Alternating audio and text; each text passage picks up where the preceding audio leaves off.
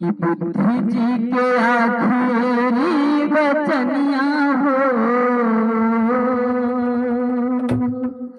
बुद्धि जी के आखिरी वचनिया हो, जबनिया हमार सुनमितावा। बुद्धि जी के आखिरी वचनिया हो, जबनिया हमार सुनमितावा। तोहरे बदल ही जिनगनिया हो, तोहरे बदल ही जिनगनिया हो, जबनिया हमार सुनमितावा। बुद्धि जी के आखिरी वचनिया हो, जबनिया हमार सुनमितावा। पाई के निमंत्रण शिष्यों साथ प्रभु जी आई, पाई के निमंत्रण शिष्यों साथ प्रभु जी आई। मेजबान खानावा में जहर मिलाई, मेजबान खानावा में जहरवा मिलाई। मुस्काई करेलन भजनिया हो, मुस्काई करेलन भजनिया हो, जबनिया हमार सुनमितावा। मुस्काई करेलन भजनिया हो, जबनिया हमार सुनमितावा। बुद्धि जी के आखिरी वचनिया हो, जबनिया हमार सुनमितावा।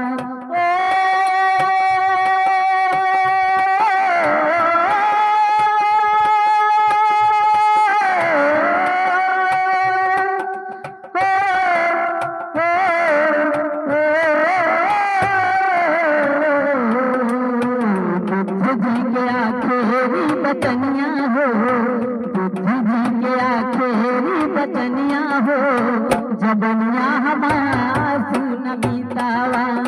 बुद्धि जी के आखिरी बचनिया हो, जबनिया हमार सुनमितावा। काई के भजनिया स्वामी रहिया सिधाई, काई के भजनिया स्वामी रहिया सिधाई।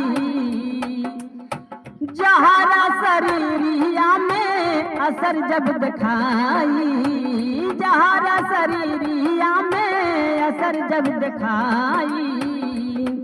ए भैया, जब हमारे बुद्धि जी मेजबान के द्वारा जहर खा करके अपनी कुटिया की ओर चल देते हैं, तो देखें रास्ते में जब जहर अपना असर दिखाता है, लड़खड़ाने लगे और लड़खड़ाते हुए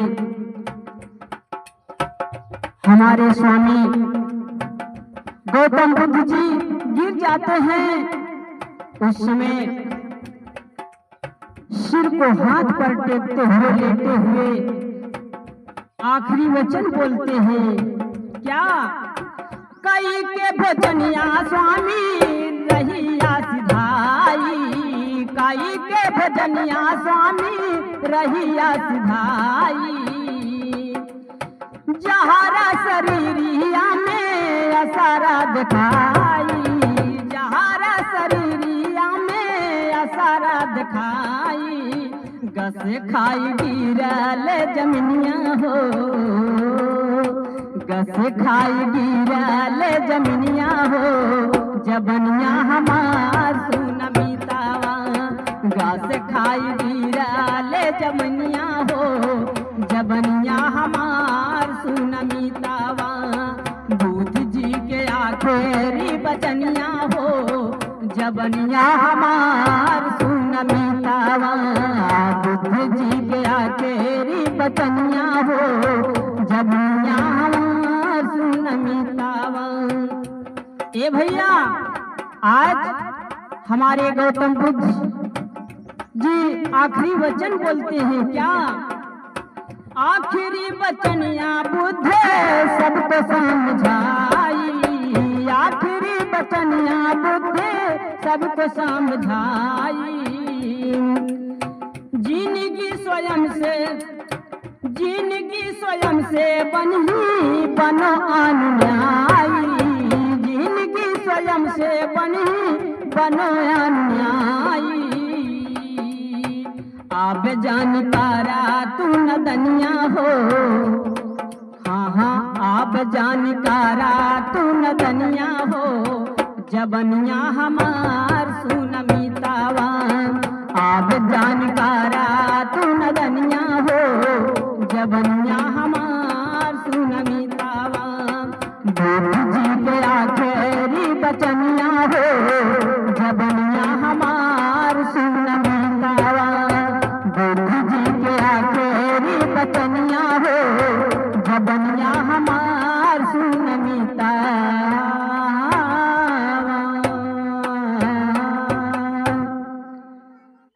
भैया अगर आप सबको यह गीत अच्छी लगे तो इसको लाइक शेयर कीजिए और हमारे चैनल को सब्सक्राइब जरूर कीजिएगा, ताकि मैं ऐसे ही नए नए लेटेस्ट वीडियो गीत संगीत आप तक पहुंचाता रहूं। धन्यवाद।